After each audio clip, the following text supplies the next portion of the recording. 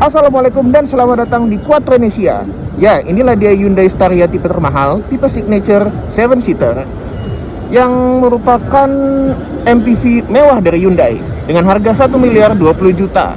Ya, mobil ini memang cukup well equipped dan juga memiliki tampang yang amat sangat futuristis. Saat ini pesaingnya yang juga dari Korea yaitu Kia Carnival sudah diluncurkan dengan harga yang agak lebih murah. Nah, untuk itu kita akan mengulas hal-hal apakah yang kira-kira bisa membuat kita masih menginginkan sebuah Hyundai Staria ketimbang pesaingnya Kia Grand Carnival. Ya, pertama kalau yang bisa saya bilang lebih ke aspek desain ya. Kalau Anda di jalan itu tidak ada mobil yang tampangnya seperti ini selain Staria. Dari jauh pun orang juga sudah tahu kalau ini adalah sebuah Staria. Apalagi dengan model DRL LED-nya yang memanjang full seperti ini. Lampunya juga full LED yang diletakkan di bawah sini. Dan juga mobil ini sangat unik sekali karena daripada pakai chrome, dia lebih memilih untuk menggunakan model copper seperti ini, brush chrome gini ya, agak-agak kayak perunggu gitu. Ini seperti memberikan kesan eksotis yang jarang didapatkan di mana-mana. Bahkan mobil ini tuh nyeni banget gitu loh. Bagian sininya aja dibikin berornamen seperti ini. Ini merupakan hal yang tidak akan Anda temukan di mobil-mobil lain. Bahkan Rolls-Royce pun kayaknya nggak gini-gini amat deh. Untuk bagian plat nomor di sininya aja sampai ke bagian sini itu dikasih aksen-aksen diamond kayak begini. Bahkan di bawah lampu juga. Saya baru kali ini menemukannya di sebuah mobil. Biasanya mungkin di perabot-perabot kaca hias gitu ya. Kalau kita bicara soal mesin, tentu saja sudah tidak asing lagi kalau mesinnya Hyundai dan Kia itu rata-rata pakai mesin diesel 2200 cc. Ini tenaganya 177 PS dan torsinya 430 Nm. Ya, memang kap mesin ini belum dikasih hidrolik ya, tapi dia sudah dilengkapi peredam dan sudah dicat. Peredamnya agak kecil sih, tapi nggak masalah lah. Nah, kemudian emang mobil ini penggerak roda depan ya. Bannya sendiri berukuran 235/55 R18. Nah, salah satu yang paling bikin dia tuh berbeda kalau dibandingin sama pesaingnya, peleknya. Ini nyeni banget. Saya juga baru kali ini menemukan desain pelek yang seperti ini diberikan untuk sebuah MPV mewah. Bahkan Alphard pun tidak begini.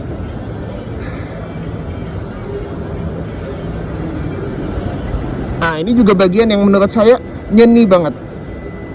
Bagian spionnya ini yang dilengkapi dengan model-model warna brush chrome seperti ini gimana ya? Agak kelihatan terlalu mewah gitu loh. Bahkan pesaingnya aja nggak begini.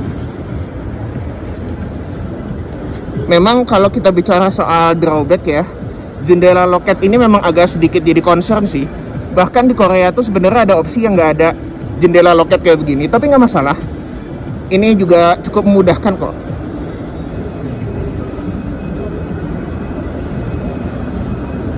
Untuk bagian sampingnya, ya memang ini cakep, saya bisa bilang. Memang saya akan lebih prefer pilih yang warna hitam sih. Karena kenapa? Karena memang proporsi jendelanya itu sangat besar, besar sekali, bahkan sampai setengah mobilnya gitu. Tapi nggak masalah, karena ini juga salah satu elemen desain yang subjektif, tergantung Anda menyukainya atau tidak. Dan inilah salah satu yang terbaik daripada Staria. Lampu belakangnya model LED matrix seperti ini Anda hanya akan menemukannya di Staria. Bahkan Alphard, Velfire ataupun Elgrand tidak begini. Ya betul, Anda seperti melihat pencakar langit di malam hari yang lampunya itu kotak-kotak seperti ini. Ini sesuatu yang bagus. Apalagi kalau lampu sennya dinyalain, itu keren banget sebetulnya. Tentu saja dia sudah dilengkapi dengan bagasi elektrik ya. Jadi kita tinggal buka dan langsung kebuka gitu.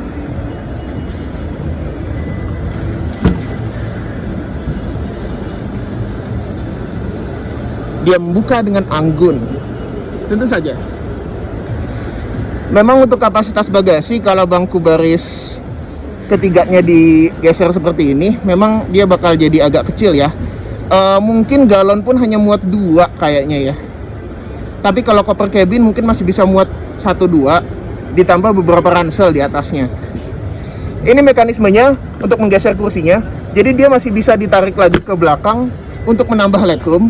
Saking luasnya, ini orang bisa duduk sila di sini. Jadi ada yang duduk di kursi dan ada yang duduk sila, 2 orang. Hebat juga. Tentu saja karena bagasi elektrik, nutupnya tinggal begini.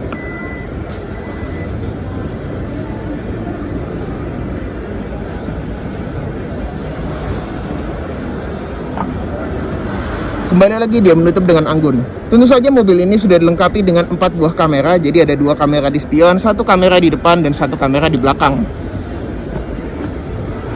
Sekarang kita langsung masuk saja dulu ke dalam kabinnya. Dia sudah dilengkapi dengan akses keyless. Dan ini handle-nya gede banget, besar sekali. Yang sekaligus juga menunjukkan bentuk pintunya yang sangat besar sekali. Anda bisa lihat. Nampak? Kalau dibandingkan dengan Grand Carnival atau bahkan Alphard, pintunya memang tidak sebesar ini. Dan lihat jendelanya, besar sekali. Hebat sih. Jendela elektrik hanya ada 2. Ya, tentu saja karena jendela di belakang itu pakai jendela model loket gitu ya. Kemudian finishingnya cukup bagus sekali loh ini. Meskipun di bagian yang ini dia hard plastik, akan tetapi yang di sini dia pakai model kulit dengan jahitan asli. Ini kulit sintetis sih sebetulnya, cuma nggak masalah. Nah, karena ini adalah tipe termahal, speakernya sudah Bose, bahkan Palisade pun tidak dapat speaker Bose. Di sini ada tempat untuk meletakkan amplop-amplop, ambient light, dan juga kemudian bottle holder dan beberapa tempat lainnya. Nah, kemudian kalau kita lihat di sini, dia ada kompartemen yang bisa dibuka. Ini adalah tempat dia untuk meletakkan toolkitnya. Jadi memang daripada Anda susah-susah merogoh bagasi, dia meletakkannya di bawah jok driver. Dan ini menurut saya cukup smart, memanfaatkan ruang yang ada.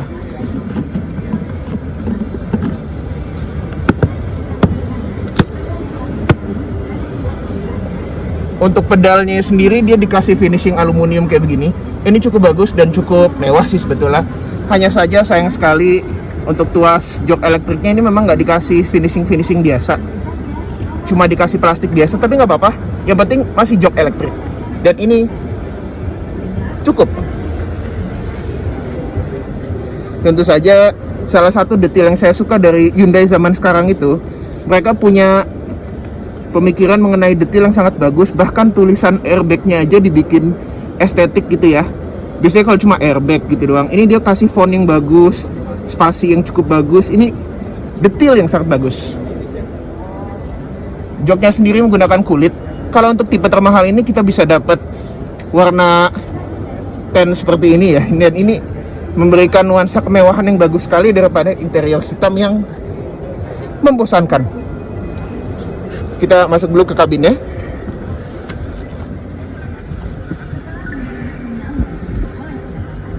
Ya, di kabinnya langsung terlihat interiornya yang cukup artistik. Nah, di sini kita langsung bisa lihat kalau dia punya kompartemen penyimpanan yang soft opening sih sebetulnya, naik ke atas. Ada cup holder juga di sini. Dan ini juga head unitnya. Dan saja head unitnya juga cukup komplit lah ya. Yang saya bisa lihat, kalau misalnya dibandingin sama pesaing-pesaingnya itu detail-detail lah sebetulnya. Contohnya gini, tombol apa namanya untuk tuning dan volumenya ini dia dikasih aksen aluminium. Lalu kemudian hal yang juga cukup bagus daripada pesaingnya, nah ini nih, tuas-tuasnya tuh dikasih aksen yang artistik. Jadi mobil ini tuh meskipun kelihatannya kayak mobil komersil, tapi ini nyeni banget. Kita tutup pintu yang sangat besar ini. Ada Twitter di situ. Dan untuk dashboardnya sendiri dia menggunakan, coba kita lihat. Oh, ini memang hanya softbed biasa dan menggunakan jahitan palsu. Tapi nggak masalah sih. Yang penting kelihatannya mewah. Ada kompartemen di sini, tapi tidak soft opening.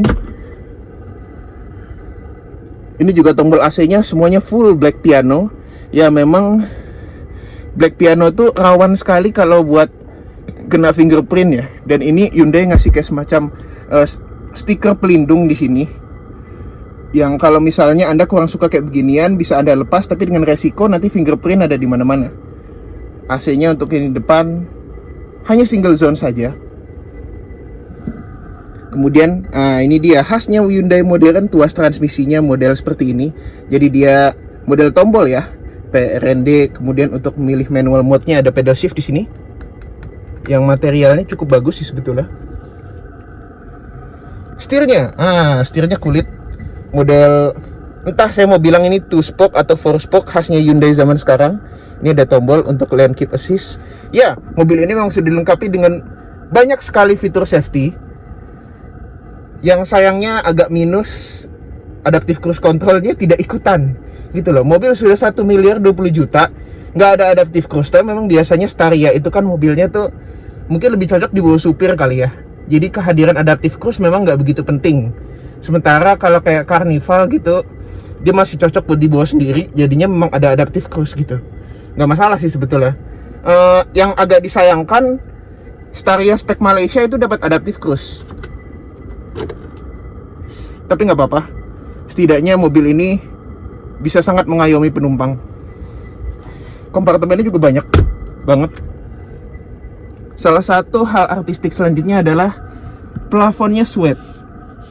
Ya, plafonnya suede. Bahkan Alphard pun rasanya nggak gini-gini amat kali ya. Sunroof depan ini bisa dibuka, sementara yang di belakang ini cuma panoramik doang. Semua hand gripnya model retract. Hanya saja untuk driver tidak dapat hand grip ya, karena hand gripnya driver itu sekali lagi di setir. Untuk di depan, sun visornya sudah ada kaca dan lampu ya. Sama juga untuk di samping ya, di penumpang sudah ada kaca dan lampu. Dan ini tuh enak banget dipegang. Ini memberikan sentuhan tangan yang sangat magis pada saat Anda ingin berdandan gitu ya. Lampu kabin sudah LED, pembuka sunroof, dan juga pembuka pintu elektrik ada di atas. Ini menurut saya keren banget sih kayak begini. Alphard juga begini sih, tapi ini poin plus karena kesana kayak pesawat gitu loh. Kita bisa langsung tik tik tik tik kayak begitu. Keren. Nah, di bawah sini ada 2 buah slot USB, yang ini bisa buat USB ke head unit dan yang ini hanya untuk ngecas. Sementara yang ini adalah power outlet 12 volt. Di sini ada cup holder yang terbuka secara anggun. Di dalam sini ada fitur kesukaan saya, wireless charging. Ya, karena memang saya sejak 3 tahun ini HP-nya pakai wireless terus, jadi kalau ada kayak begini di mobil tuh rasanya terbantu sekali gitu loh. Memang desainnya cukup artistik ya. Dari ventilasi AC dia bergaris sampai ke sini gitu, dan ini cukup bagus sih sebetulnya. Nah, di bawah sini stability control dan rem parkir elektrik. Keren sih. Maksudnya mobil kayak begini pun yang kesannya seperti mobil komersil tapi jadi mobil mewah, dan sekarang juga fiturnya banyak sekali. Untuk setir, dia bisa tilt tapi tidak bisa teleskopik. Agak disayangkan karena memang posisi mengemudi mobil ini bukan yang paling terbaik ya, karena modelnya ini memang agak seperti van. Dan memang posisinya ini sangat tinggi dan commanding sekali. Kacanya juga sangat raksasa sekali, jadi nggak masalah. Toh juga mungkin rata-rata yang nyetir mobil ini adalah supir kan. Nah, tombol di setir memang cukup komplit. Ini mestinya tombol adaptive cruise tapi malah jadi tombol lain. Kemudian juga tombol cruise controlnya, audio control, Bluetooth telepon, semuanya ada di sini. Ada gang yang sangat besar di tengah ini dipisahkan dengan sebuah konsol yang sangat besar sekali. Ada cup holder juga, ada ambient light di sininya gitu. Ini bisa ditutup. Jadi ini sangat besar sekali, bahkan kalau misalnya mobil berhenti, Anda bisa main Uno atau misalnya main catur kecil gitu di sinilah. Hebat juga.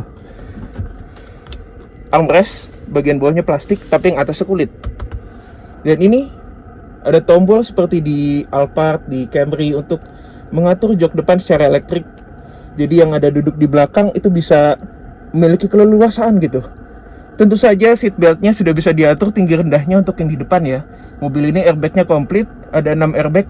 Dan juga AC belakangnya juga full sampai ke belakang. Bahkan speakernya ada di pilar belakang juga. Dan itu memberikan pengalaman mewah gitu. Sekarang kita ke belakangnya karena inti dari mobil ini adalah di belakang. Kita langsung buka saja pintu elektriknya. Nah, satu hal yang dimiliki oleh Staria yang tidak dimiliki oleh Carnival, legroom belakang yang sangat amat luas sekali.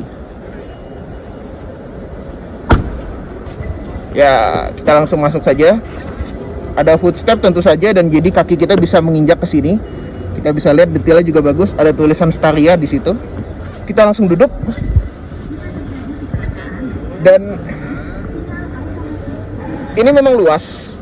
Akan tetapi ini bisa diperluas lagi kalau kita menggeser joknya ke belakang. Nah, untuk menutup pintu mudah sekali, tombolnya ada di sini.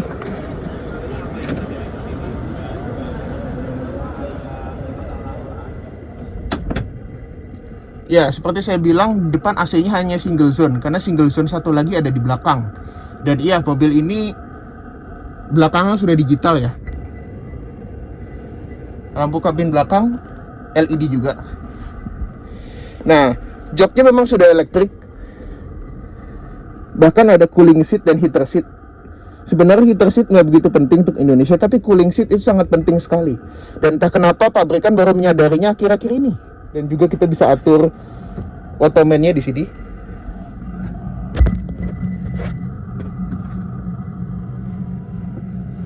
Ini nyaman sekali sih.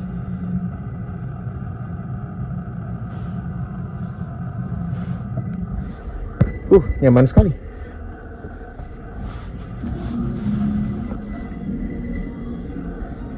Ya, Anda hanya akan bisa mendapatkan hal seperti ini di Staria versi 7-seater.